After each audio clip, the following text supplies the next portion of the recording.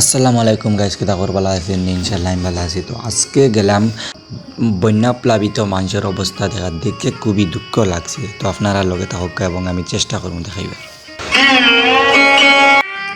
প্রথমে দেখো একটা ঘর দেখলাম, একটা জলে কিন্তু ডুবি গেছে। কালকেই দেখছি এখানে জল নাই, তো এত পরিমাণ জল বাড়িছে। তারপরে আরেকটা ঘর দেখলাম, ইটতেও কিন্তু জলে ডুবে গেছে।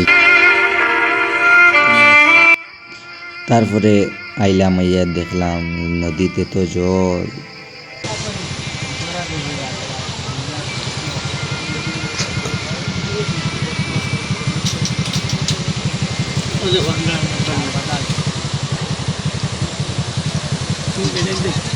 Ini video nggak kayak gini?